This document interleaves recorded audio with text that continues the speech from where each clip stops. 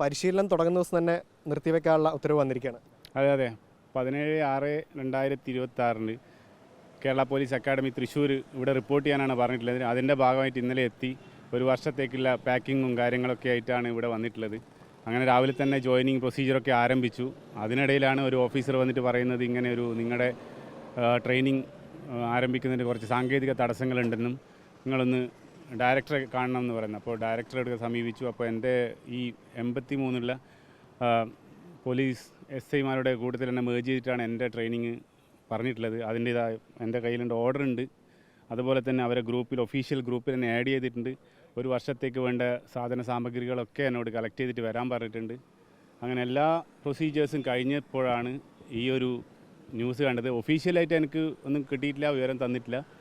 So അതാണ് ഉള്ളത്. പൂർണ്ണമായും നിയമപരമായിട്ട് മാത്രമാണ് ഞാൻ ഈ നിയമനം നേടിയിട്ടുള്ളത്. അതുകൊണ്ട് നിയമത്തിൽ പൂർണ്ണ വിശ്വാസമുണ്ട്. കാരണം ഈ ഒരു നിയമനത്തിൻ്റെ ഭാഗമായിട്ട് ആദ്യമായിട്ടുള്ള വേട്ടയാടലല്ല. നിങ്ങൾക്കറിയാം എന്താണ് ഇതിൻ്റെ ഉള്ളിലത്തെ, ഞാനത് ഓപ്പണായിട്ട് പറയുന്നില്ല. ഈ ഫിസിക്കൽ ടെസ്റ്റൊക്കെ ആയിട്ട് ബന്ധപ്പെട്ടിട്ട് ഒരു വർഷം മുന്നേ ഈ ഒരു വലിയ രീതിയിലുള്ള പ്രശ്നങ്ങളൊക്കെ സൃഷ്ടിച്ചതാണ്. പുകമറ സൃഷ്ടിച്ചിട്ട് വലിയ രീതിയിലുള്ള ആരോപണങ്ങൾ എനിക്കെതിരെ വന്നതാണ്. പൂർണ്ണമായും നിയമപരമായിട്ടുള്ളതായതുകൊണ്ട് തന്നെ ഒരുപക്ഷെ എനിക്കിത് നല്ലതാണ്. കാരണം നമ്മളെ പബ്ലിക്, കാരണം നമ്മുടെ സമൂഹം നമ്മളൊരു കള്ളനായിട്ടാണ് നമ്മളെ ഈ സോഷ്യൽ മീഡിയ ഒക്കെ ചിത്രീകരിച്ചിരിക്കുന്നത്. പക്ഷേ അതിന് ഞാനല്ല എന്ന് തെളിയിക്കാനുള്ള ഒരു അവസരമായിട്ടാണ് ഞാൻ ഇതിനെ കാണുന്നത്. ഇതിനെതിരെ ഏത് അറ്റം വരെ ഞാൻ പോകും. ഞാനിപ്പോൾ ഒരു ഹൈക്കോർട്ടിലേക്ക് ലീഗലി ഇതിന് അനുസൃതമായിട്ട് മൂവ് ചെയ്യാൻ പോവുകയാണ്. കാരണം ഞാനൊരു രാഷ്ട്രീയ പാർട്ടിയുടെയും ഭാഗ്യമല്ല, ഞാനൊരു കായിക താരമാണ്. ഒരു കായിക താരം എന്ന നിലയിൽ എനിക്കറിയില്ല എന്താണ് ഇതിൻ്റെ പ്രശ്നങ്ങൾ എന്നുള്ളത്. കാരണം എല്ലാവരും പറയുന്നത് കേട്ടറിവ് മാത്രമാണ്. ആംഡ് പോലീസ് ഇൻസ്പെക്ടർ ഗസറ്റഡ് റാങ്കിലുള്ള ഒരു ഉയർന്ന ഉദ്യോഗമാണ് തന്നിട്ടുള്ളത്. അതിൻ്റെ ഭാഗമായിട്ട് വരുന്ന പ്രശ്നങ്ങളൊക്കെയാണെന്നാണ് പറയുന്നത്. പക്ഷേ എനിക്ക് പറയാനുള്ളത്, ഈ API ആംഡ് പോലീസ് ഇൻസ്പെക്ടർ തസ്തികയിലിട്ട് മുൻകാലങ്ങളിൽ നിയമനങ്ങൾ നടന്നിട്ടുണ്ട്.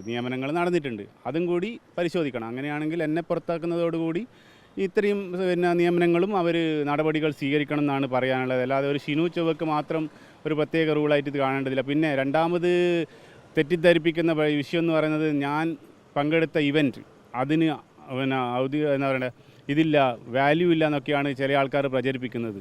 എന്നാൽ നമ്മുടെ സ്പോർട്സ് കൗൺസിലിൻ്റെ, ഒളിമ്പിക് അസോസിയേഷൻ്റെ, കേരള സ്റ്റേറ്റ് ഗവൺമെൻറ്റിലെ അംഗീകാരമുള്ള സംഘടനയായ ഇതിൽ പ്രവർത്തിച്ചിട്ട് കേരളം, സൗത്ത് ഏഷ്യ, അങ്ങനെ എല്ലാ മെഡലുകളും ഇന്ത്യക്ക് വേണ്ടി ആദ്യമായിട്ടാണ് കേരളത്തിനെ റെപ്രസെൻറ്റ് ചെയ്തുകൊണ്ട് 4 വർഷം തുടർച്ചയായി 4 വർഷം ഇന്ത്യൻ ടീമിന് വേണ്ടിയിട്ട് ഏഷ്യ, വേൾഡ്, സൗത്ത് ഏഷ്യ മത്സരങ്ങളിൽ പങ്കെടുത്തിട്ട് മെഡൽ നേടിയ ഏക ഇന്ത്യക്കാരനാണ്. അത് നിങ്ങൾക്ക് പരിശോധിക്കാം.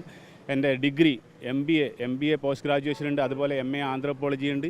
അതുപോലെ തന്നെ എൻ്റെ സർട്ടിഫിക്കറ്റും എന്തും പരിശോധിക്കാം. ഇപ്പോൾ റീസെൻ്റ്ലി അവർ മെഡിക്കലിൻ്റെ കാര്യം അതിലും എന്നെ ഭയങ്കരമായിട്ട് ബുദ്ധിമുട്ടിക്കാൻ നോക്കി.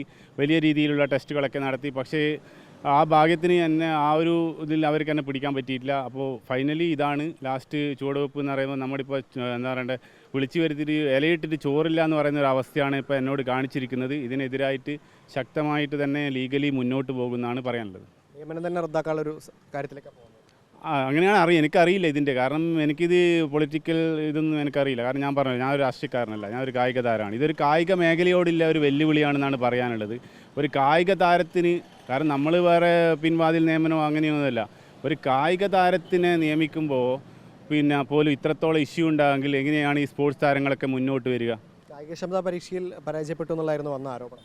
അതാണ് പറയുന്നത്. അതും നിങ്ങൾക്കിപ്പോൾ നമുക്ക് പൊതുസമൂഹത്തിന് ഈ ചിത്രങ്ങളൊക്കെ കൂട്ടി വായിച്ചാൽ ഒരു കാര്യം മനസ്സിലാവും എന്താണ് അന്നത്തെ സംഭവിച്ചതെന്ന്. കാരണം എനിക്കെതിരെ ആരോപണം ഉന്നയിച്ച, എനിക്കെതിരെ കോടതിയിൽ പോയ ആൾക്കാർ നടത്തിയൊരു പരീക്ഷ, അത് 4 ദിവസം മുന്നേ, അത് നിങ്ങളോട് അടക്കം ഞാൻ പറഞ്ഞിട്ടുണ്ട്, നിങ്ങൾ അതിൻ്റെ ആധികാരികത പരിശോധിക്കണം. വളരെ ആസൂത്രിതമായിട്ട് 4 ദിവസം മുന്നേ മാത്രം എന്നെ അറിയിച്ചുകൊണ്ട് ഫിറ്റ്നസ് ടെസ്റ്റ് നടത്തുകയും അതിൽ ഞാൻ വിജയിച്ചു. ആ വിജയിച്ച പരീക്ഷയിൽ 69 മില്ലി സെക്കൻഡ്, കാരണം നിങ്ങൾക്കറിയാം 69 എന്ന് പറയുമ്പോൾ ഈ കഴിഞ്ഞൊടിക്കുന്ന ഇതില്ല, ഈ ഒരു മില്ലി സെക്കൻഡിൻ്റെ പേരിലാണ് അന്ന് തന്നെ ഇങ്ങനെയൊരു സംഭവം ഉണ്ടാക്കിയിട്ടുള്ളത്. അതും പക്ഷേ അവരെ കള്ളത്തരന്ന് പൊളിഞ്ഞതാണ്. പക്ഷെ അതിനുശേഷം വീണ്ടും അവർക്ക് വേറെ രക്ഷയില്ല എന്ന് തോന്നിയതിന് ശേഷമാണ് ഈ നിയമം. ഞാൻ എല്ലാവരെയും പറയുന്നില്ല, ഇതിൻ്റെ പിറകിൽ എൻ്റെ നിയമനവുമായി ബന്ധപ്പെട്ട ഒരു പ്രത്യേക ലോബി തന്നെ പ്രവർത്തിക്കുന്നുണ്ട്.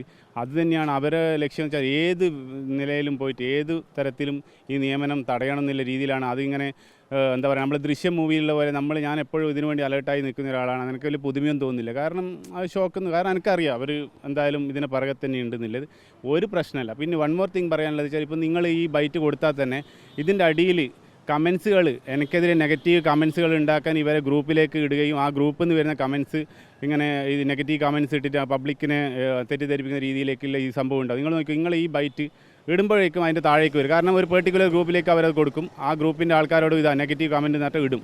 അതാണ് സംഭവിക്കുന്നത്. പക്ഷേ ഇതൊരു കണക്കിന് ഞാൻ പറയുന്നത് ഒരു പോസിറ്റീവ് ഇതായിട്ടാണ് ഞാൻ കാണുന്നത്.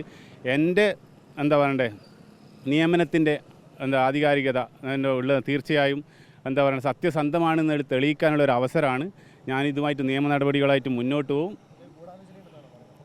അത് ഞാൻ പറയേണ്ട കാര്യമില്ലല്ലോ. കാരണം ഒരു ഷിനൂച്ച് ഒരു പാവം കണ്ടേരി എന്ന് പറയുന്ന ഒരു ഗ്രാമത്തിൽ വളർന്ന ഒരു ഒരു വിധവയായ അമ്മേൻ്റെ മോനായിട്ട് ജനിച്ച് ഒരു കഷ്ടപ്പാടിലൂടെ ഒരു BPL ഫാമിലിയിൽ നിന്ന് വളർന്ന് MBA MA ഡിഗ്രി ഉൾപ്പെടെ എടുത്ത് ഇന്ത്യക്ക് വേണ്ടി റെപ്രസെൻറ്റ് ചെയ്ത് 4 വർഷം തുടർച്ചയായി ഇന്ത്യക്ക് വേണ്ടി റെപ്രസെൻറ്റ് ചെയ്ത് മെഡലുകൾ വാരിക്കൂട്ടി അതിനുശേഷം എന്താ പറയേണ്ടത് എല്ലാ പ്രൊസീജിയറും കഴിഞ്ഞിട്ട് ഇങ്ങനെ എന്നെപ്പോലത്തെ ഒരാളെ ഇങ്ങനെ ചെയ്യേണ്ടിക്കൽ ഒരിക്കലും ഞാൻ പറഞ്ഞു, ഞാൻ ഒരു പൊളിറ്റിക്കൽ പാർട്ടീൻ്റെ ഭാഗമല്ല. ഞാനിപ്പോൾ ഒരു ഭാഗമാണെങ്കിൽ മറ്റുള്ളവർ ബുദ്ധിമുട്ടിക്കേണ്ട കാര്യം.